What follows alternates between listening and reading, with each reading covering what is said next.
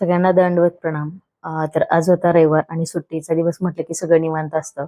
तर सकाळी उठल्यानंतर सगळं आवरून छान देवपूजा वगैरे करून घेतली होती आणि रात्रीचे ब्रह्मकमळ आहेत थोडंसं सुकले, म्हटलं आता संध्याकाळी काढून घेऊया, आता राहू देत. नंतर मस्त म्हणलं स्वतःचं थोडंसं आवरून घेऊया. केस विंचरण्यासाठी 2 भागामध्ये पार्टिशन केलं होतं, तेव्हा लक्षात आलं की बघूया, म्हटलं आपल्या 2 वेण्या कुठपर्यंत येतात. केसांना वाढ तर आहे, पण केस खूप सारे पातळ होत आहेत, म्हणजे गळत आहेत.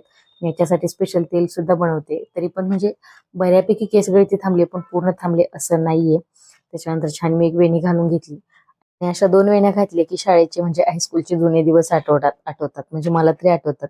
आणि आमच्या या बाबूचं म्हणजे सकाळी उठून आवरलं किंवा बाहेर कुठे फिरून आलं किंवा फ्रीजमध्ये काय असतं माहित नाही. शिवानी आपण स्कूलमधून आली की पहिला फ्रीज उघडून बघते आणि हे तर सारखं फ्रीजमध्ये जाऊन बसते. म्हणजे काय यांचं फ्रीजमध्ये बाबा असतं देव लिहिते ग जाणे. बघ. आई येत नाही छान, बाबा छान येते जावा. आईला नाही ग, बाबांना येते. आई नीट नाही येत आईला. नाही आता काय, आता बाबा बनवतात का विचार की.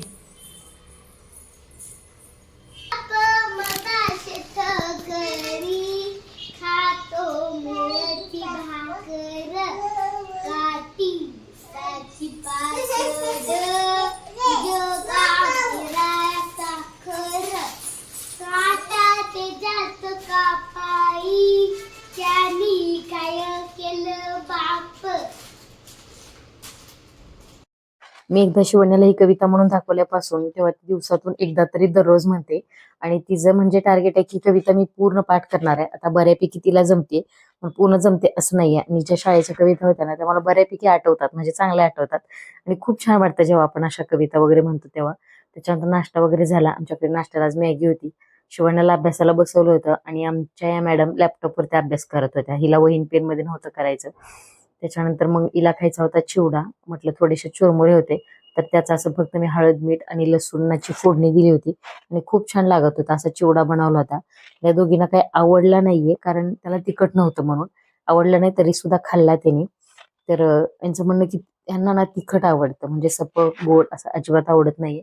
पण चवीला खूप छान झाला होता, लसूण घातल्यामुळे मस्त झाला होता. त्याच्यानंतर मला स्वयंपाक बनवायचा होता, मग मी स्वयंपाकाला लागले. तर आज आहे सोलापुरी स्पेशल, जो मटकीच्या डाळीचा असतो तो डाळ कांदा, चपाती आणि तांदळाची खीर आणि भात असा मेनू असणार आहे. डाळ कांद्याची रेसिपी मी तुमच्यासोबत शेअर करते. कढईमध्ये 2 चमचे तेल घातले. एक कांदा भरपूर घ्यायचा डाळ कांदा करताना, त्याच्यामुळे काय होतं, मस्त अशी डाळ कांद्याला चव येते. आता जिरं मोहरीची फोडणी दिली, कढीपत्ता घातला, भरपूर कांदा घालायचा. कांदा छान लालसर होईपर्यंत परतून घ्यायचा आणि आता याच्यामध्ये घालायचंय लसूण आणि कोथिंबिरीचं वाटण. तुमच्याकडे जर ते नसेल तर तुम्ही लसूण ठेचून वापरला, बेस्ट ऑप्शन, मस्त चव लागते. पण जेव्हा मी कोथिंबीर मार्केटमधून आणते ना तर अशी बारीक करून ठेवते. त्याच्या काड्या सुद्धा वाया जाऊ देत नाही, काड्या पण निवडून यातच टाकायच्या. मस्त अद्रक नाही घालायचं, अद्रकचा वेगळा उग्र वास लागतो त्याला, त्याच्यामुळे लसूण मीठ घालून पाणी न घालता छान वाटून घ्यायचं. 8-10 दिवस तरी एक गड्डी आरामात जाते, एवढं वाटण तयार होतं. दररोज भाजीसाठी वापरा.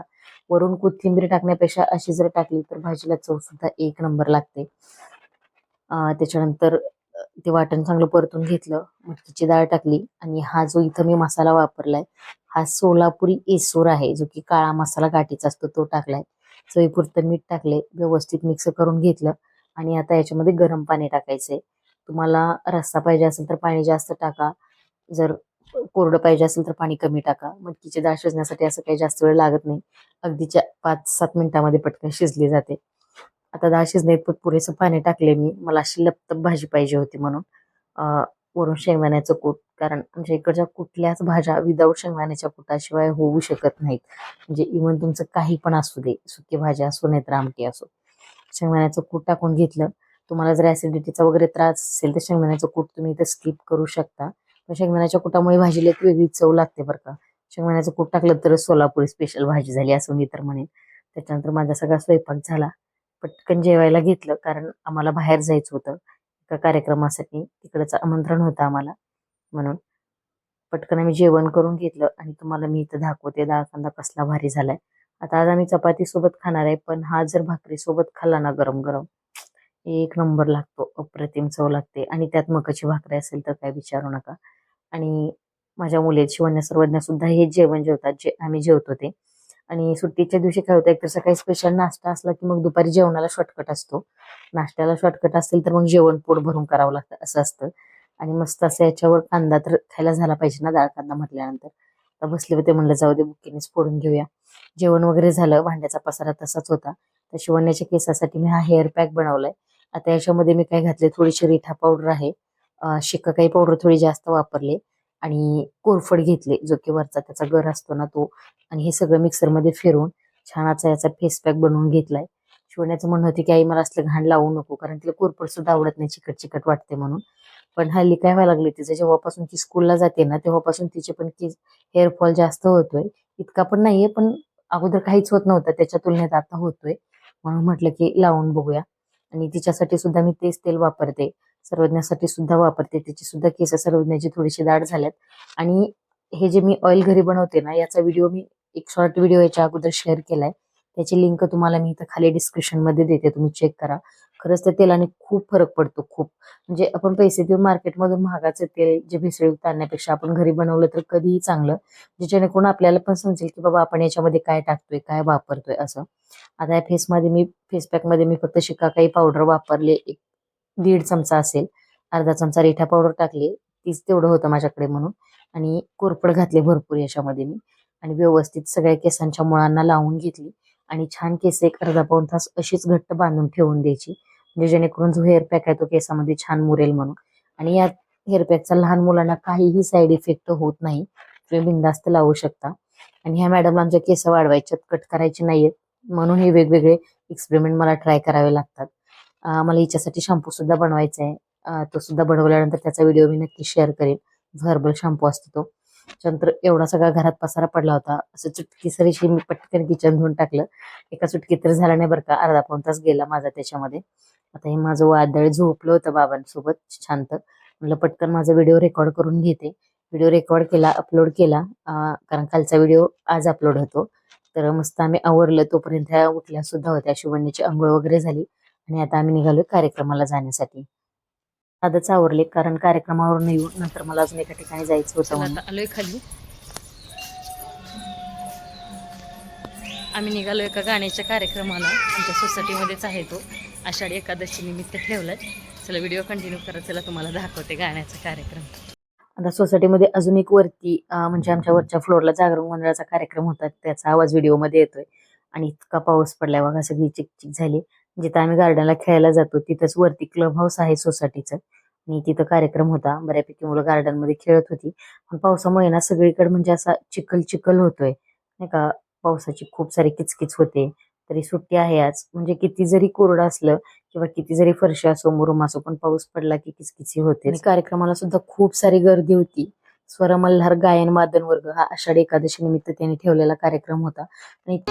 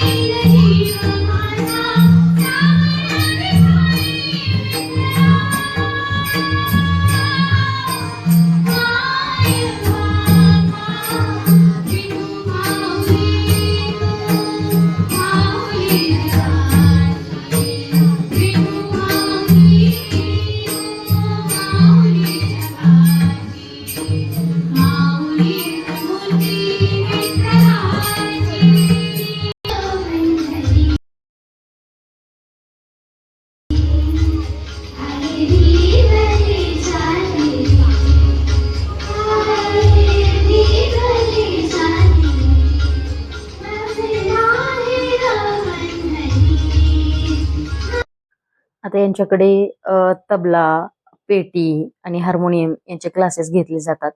तुम्हाला अजून काही यांच्या डिटेल्स पाहिजे असतील तर प्लीज मला कमेंट करा. यांचा कॉन्टॅक्ट नंबर आणि बाकी डिटेल्स मी नक्कीच तुमच्यासोबत शेअर करेन. आणि खूप छान शिकवतात. कार्यक्रम झाल्यानंतर तिथं नाश्ता वगैरे सुद्धा होता.